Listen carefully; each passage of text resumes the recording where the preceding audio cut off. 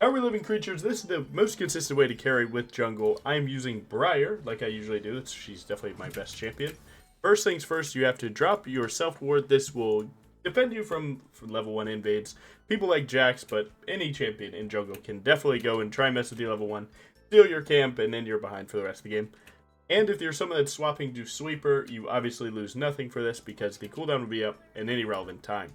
Now, why swap to Sweeper? It's because it gives you the ability to make plays. You can get rid of the reward, come back, and gank people for it.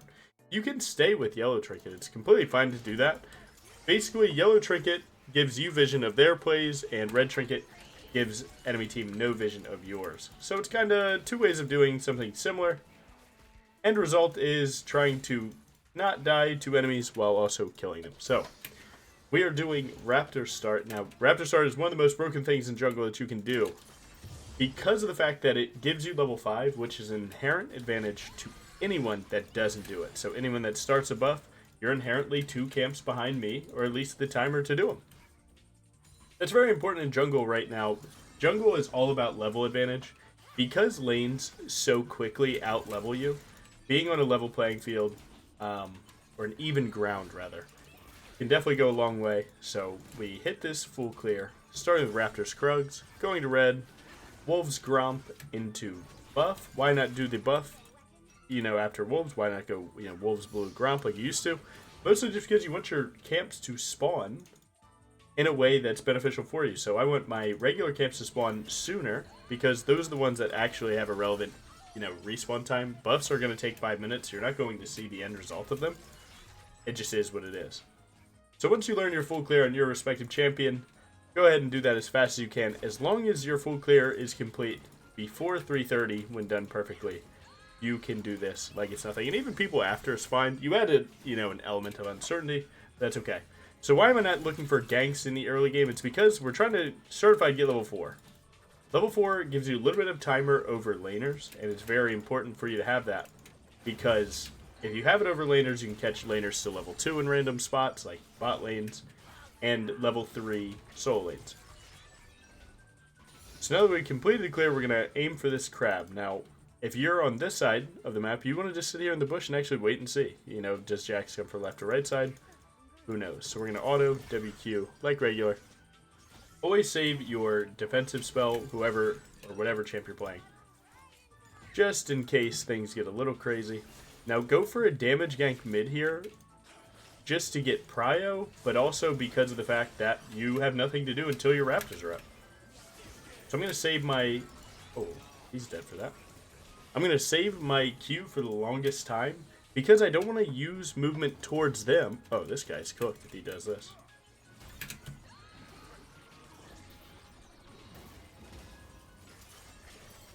He's cooked. He can't play this. Now, a lot of you are like, Logan Jungle, that's the Jax matchup. Isn't he the BRIAR killer? Well, when you set yourself up by ganking mid lane, that gets you prio. Now you have first rotation, right? You have the rotation first. Either Yone would have been chunked and super low, or dead like that, where he has to TP back and he's not there. So Jax is actually on a timer, and he's playing like he's not. So it's a good, quick little way to humble someone about how much they actually are looking at the map. Because in most cases, the map won't lie to you, man. People are in more advantageous positions with less to lose and more to gain. Of course they'll walk. That's one of the biggest things that low elo players kind of forget, is that if you put your team in good situations, more times than not, they will walk for you. Sometimes there will be times where they're not going to walk for you, even when they could. That's life. Get over it, But anyway, back to what we're doing. So what did we do? We full cleared. We got the crab. We took a mid-damage gank, whatever comes of it, and then we did our 2 top camps. And then we immediately went to go to our Wolves Gromp and complete our second full clear. This is the most consistent way to play the game. Now, because I see my mid laners kind of cooking up here, I'm okay to kind of look. So never do a dragon like this. You never... First of all, you never start the dragon if you don't know where a full enemy team is. But second thing is you never look for a dragon like this where, it's still early game and we don't have a lot of damage to it. So we're going to run them away, get his ward for free, and then we could do this since we have multiple people, but it's actually better to look to fight. Now, Yone's level 6. That's kind of scary at times. we could definitely still cook this, no lie. I'm looking for a big E here. I think that's what I'm going for. If that misses, then we run out of cooldowns. When you're out of cooldowns, definitely run away. We could still maybe look to cook, but generally speaking, we should be going our Gromp here. Again, 2 full clears is what we're going for. And here's a good lesson. Oh, you typed. It's that simple, actually. Typing is not allowed in my game. I will not ever hear you type. And we did catch this guy lacking. Sometimes you get a free kill and you take it. We're not actually going to go for that dragon again. You never want to do dragon on your first recall. Dragon is so much faster on your second. Now, in times where we had our full team standing at it, obviously, you know, you have 3 people doing it, man. I say send it. I say send it, and I say send it every time. But it's all about consistency, and that's what this path does, is it lets you be consistent for it, but also gives you similar gank timers that you can kind of figure out how the situations work. So now we are level 6 before 7 minutes.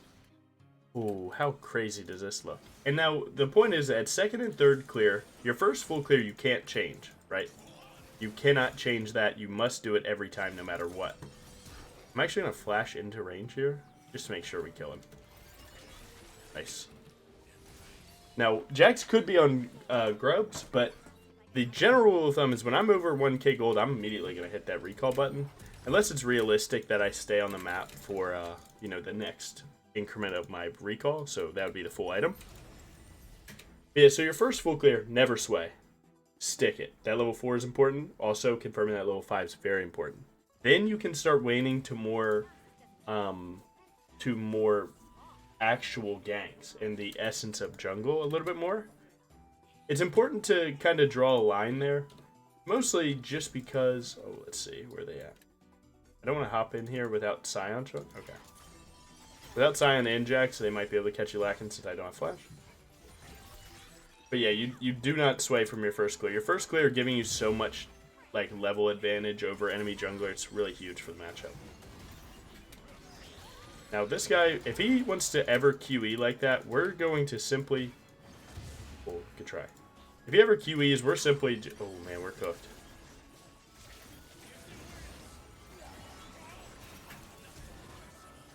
Oh man, to be fair, that's actually probably good for us. Oh, it could have been good.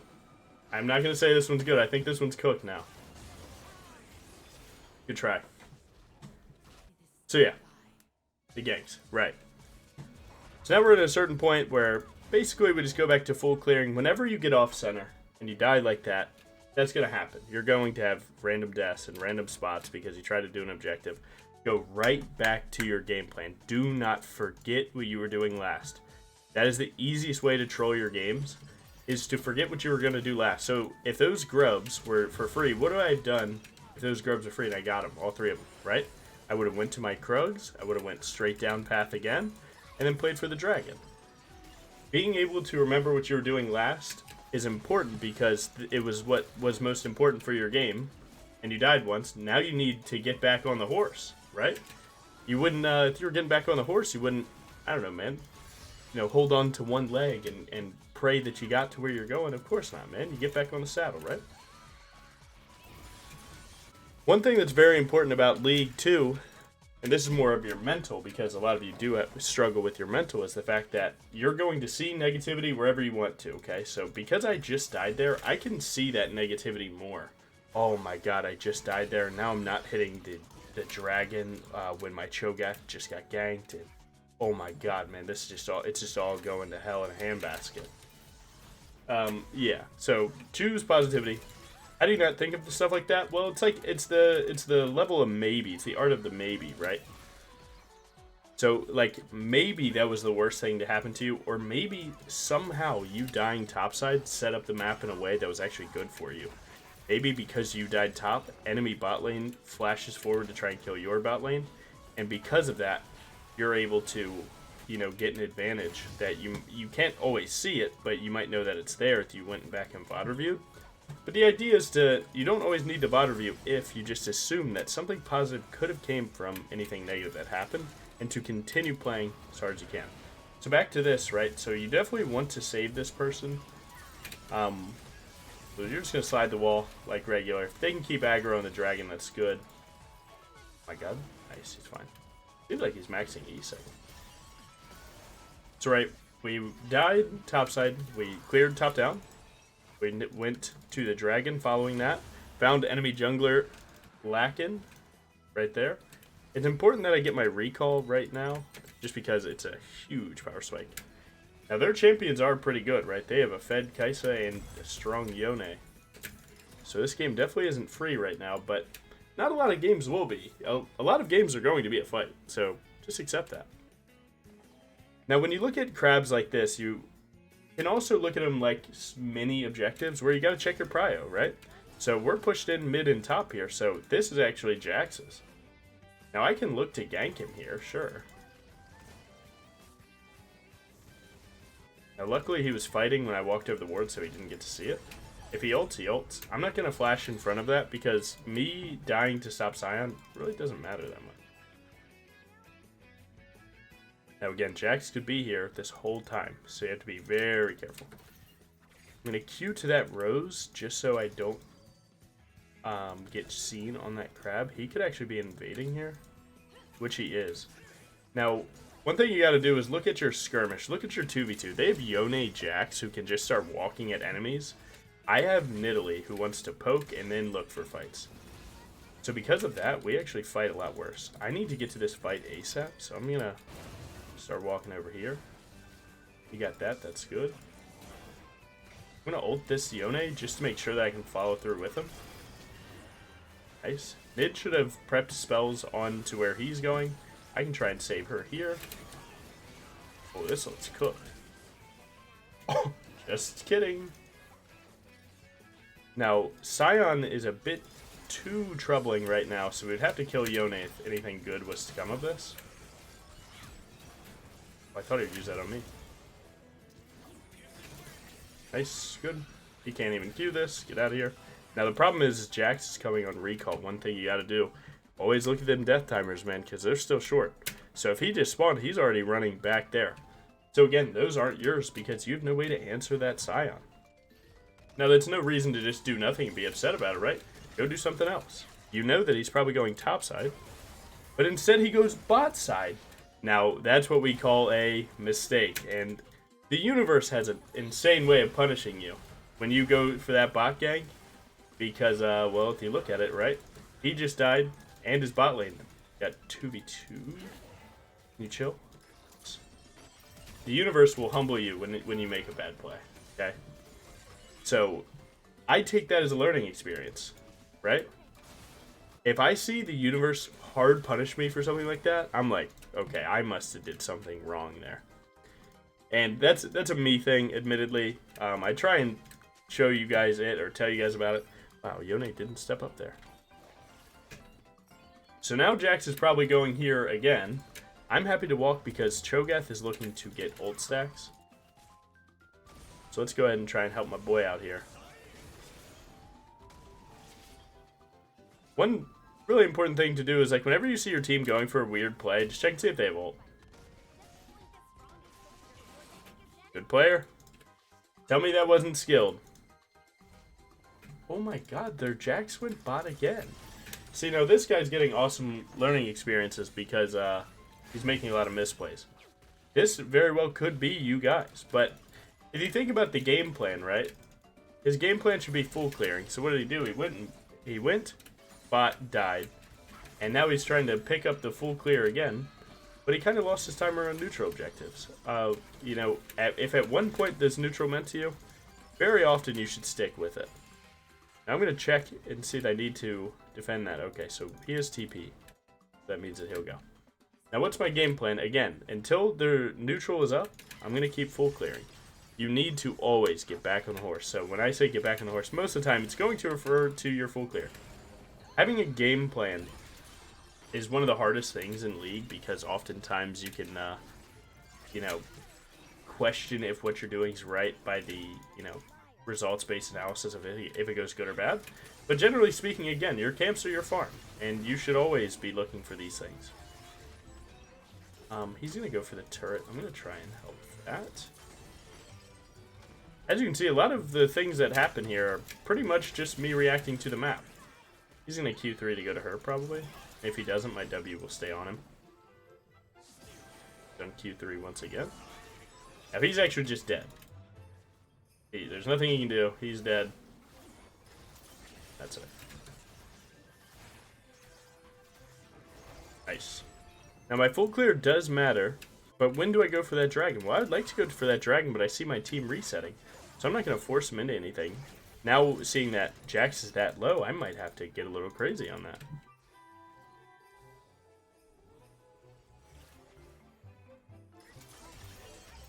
Okay, so Jax re-ran back to their full clear. And, like, not to pick on this Jax, but you guys can already see where he's messed up, right? He should have went to the grubs there. Instead, he went bot. He died, didn't full clear. So his camps have been up for hours, right? Those camps are not freshly reset and everything. And that is a really big mistake for jungle, because when you miss a rotation of full clearing, it's more than just that one, because it sets behind all your camps for the rest of the game.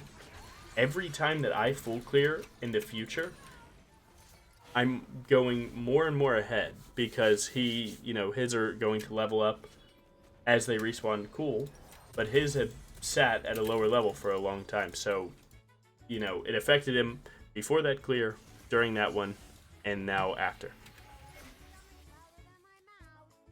But either way, another neutral objective's up, so all you do, again, whenever a neutral's up, check your prio, see if you can do it. So because I have insane mid prio, I'm going to ping that I'm going for this. You could alternatively take a top gank, but sometimes it's worth it to, like, try and guess how much time you'll waste, right? So someone like Sion likes to waste your time, right? So I'm not going to play to Sion's advantage. He wants to waste my time, the boss style, and go crazy. Yeah, I refuse to let that be what happens here. My ult hit. If he doesn't have E, then he's just straight up dead. And we're going to try and make it back there. 1200 is smite. Nice, we get that. Good. Now look for a turret that's close to death, so we can actually play. I'm not going to rift this one since I see he has Demolish proccing on it. That's fine.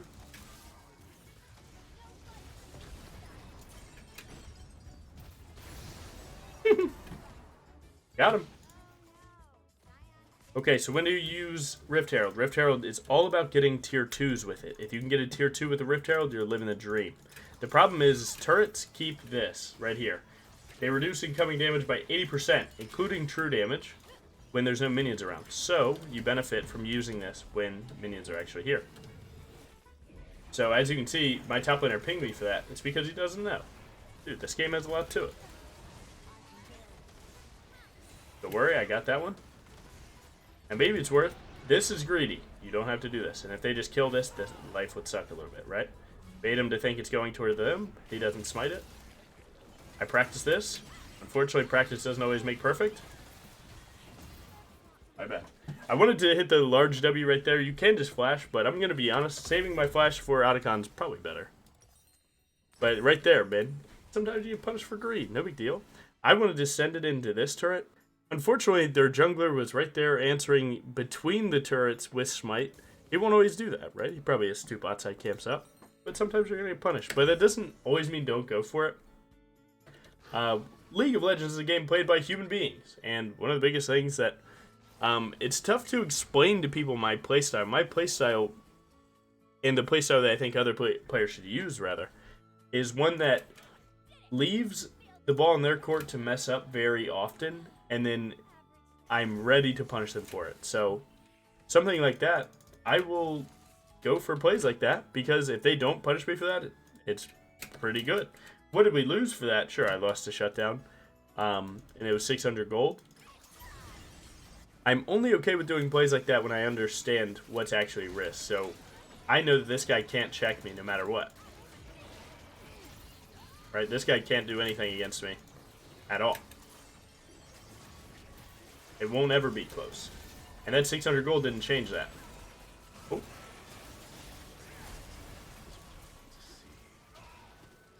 I think I can go pretty crazy here, but I'm going to wait for my team before I do. I think it'll juke down, maybe?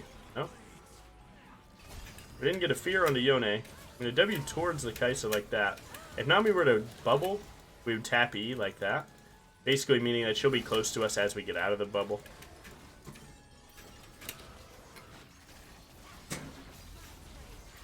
If you notice, I actually DC'd during that Jax 1v1 and it's still not messed up. Matchup knowledge definitely matters a ton. Your ability to fight enemy champions is probably more important in low elo than macro. Macro is like a term, I feel like people throw it around like way too much, I'm not gonna lie. Your ability to just outfight someone matters a ton. That's a lot of the reasons why like high elo players don't get stuck that often. Is just because like in a situation that you should win, if you don't know how to actually win it, I'm just gonna outfight you, and it is what it is. So this Jax in that position, right? He should be able to win that if he knows the matchup. But because I've seen through this game that I will outfight this guy, I can open myself up to more greedy plays. So that's a good thing for you guys to realize, like when to be greedy. Does it feel like that person knows the matchup? Then take more confirmed plays with your team. That's fine. Whatever. You want to have fun? We'll have some fun. We'll have some fun. You can't make it to a teleporter. Because 1 might bleed, and 2, not happening, brother. You're a funny guy. Excuse me, man. Cho'Gath Feast? Aww. Okay. Alright, so don't ever have fun. No, I'm kidding. It's fine, it's fine. Sometimes, look, man, I gotta make you guys laugh somehow, right? I was just sitting here monotone talking like this. Come on, man, would you guys actually like this? Go ahead and hit your full clear, get it popping. Like, come on, I'm trying to have some fun, too. Ooh, that looks playable.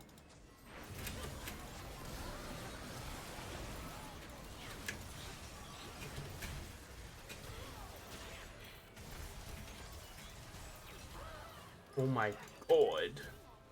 That fourth shot kind of scared me. Jax could actually beat me here. I don't know what his E cooldown is. Look, I'm just going to show. Maybe in another life, brother. I played this champ for a job, brother. No freebies here. Now, when you kill enemy jungler, one of the biggest things to do is take their camps over yours. So instead of me going to my top side, right, we're going to send it to his Krugs. What's that looking like? Looks like a waste of my time. That's what it looks like. Ah, nice. Now, in terms of my build, all of these things function the same. This is the build that I like and I think is most consistent, but you do your thing. To recap for the people that are still here, I would say it's very important to realize that your first full clear is most importante. Okay? Do not sway too far from it. Because when you do that, you add a layer of uncertainty, and getting level 5 fast as jungle is an objectively good and strong thing to do. So get that fast. On your second rotation of camps, that's when you can look for more ganks, right? And then third, you can look for even more than that. Because in your first full clear, you go from level 1 to level 5. That's insane. Your second one, you go from 5 to 6. Very strong. 6 to 7 doesn't really matter as much as the rest. Levels are still very important in the grand scheme of things, but the relative amount of value that you get from going level 1 to 2 and getting another spell is a lot more worth it. Right here, let's see, what do we got? Not a lot of AP distance.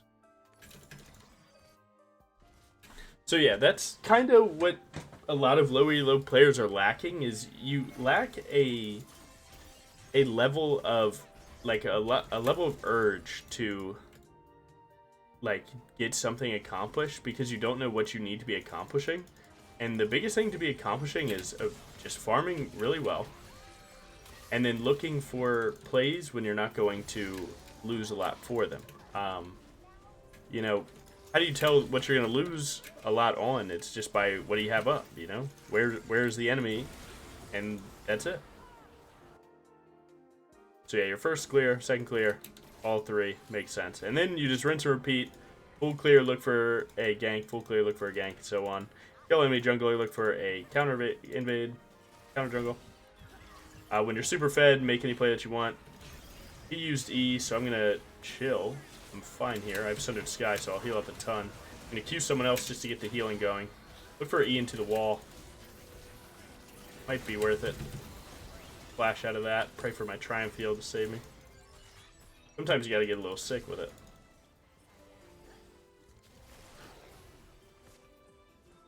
Now, inhibs are best past 25 minutes because you can pressure Baron with them. And that's the most important thing. That's why inhibs early are not good. It's because when you take an inhib early game, between 20 and 25, the idea is that you can't really punish them on neutral objectives. But Baron buff is a huge neutral that is worth them getting a little bit more money per wave. Because as you can see, they're going to get an extra 100 gold every wave. We get Prio for that. So Prio is worth as much as you make it. If you don't do anything with the Prio, or you can't do anything because of the fact that there's nothing on the map to do, it's going to mess you up a ton. When she uses Bubble, I'm going to slide out of the way with W. Standard stuff here. Look for second player. Nice. He is Heartsteel proccing. Now this mid push is actually bad. Once you take the inhib, you actually don't want to come back to this lane at all. This is pretty bad, but we have Baron buff minions and we think that we can do it. This is a pretty big lesson to learn, is like, what's important is for you to not die at plays like this. So I'm not going to send my life to make their play come alive. I'll try my best and check and see if it's worth it. So as you can see, right, everyone's so enamored with losing that they don't really care about trying to win. So they could have fought us at tier 4s and had a good chance. But because everyone wants to lose and that's it, I mean, it is what it is. So nice. GG. So yeah, that's, I feel pretty good about that. That's how to carry with any jungler, but BRIAR works very similar to that. Where, like, yeah, BRIAR can take these, like, 3-camp gank styles and these invade styles. They're all fine. That's the most consistent route to carry and win games. But, obviously, you can win any way that you want to. I mean, you know, if it works for you, do it. Yeah, this is my playstyle to a T. Everything that I do to get this going. I chose Diamond for this game because if I just take a challenger game, okay, and I play like this, my team's going to know how to play with it. And they're just going to chill, right? And more so, they might even know who I am and know, hey, this is how Logan plays. Now, I benefit myself by playing this way. So I chose a Diamond game to give you guys an increased level of uncertainty on my team and their team. And I think I got that. You know, I'm middly mid. I mean, come on now. Most damage taken the BRIAR way, and you're able to do these damages and take them because you're always up level or up something in these fights that you're never out of it. You know, does that make sense? You know, if I was always behind because I'm not clearing efficiently, that I couldn't be partaking in fights and getting damage done, and that's a good way to see the point of it. So, it is what it is. I hope you guys enjoyed. Go ahead and carry some games. Remember, first clear, never unwavering on that first clear. Second clear, maybe one, right? Do a neutral. Third one, you can ping pong, read the map, do your thing. You guys have a good one. Thank you. Peace.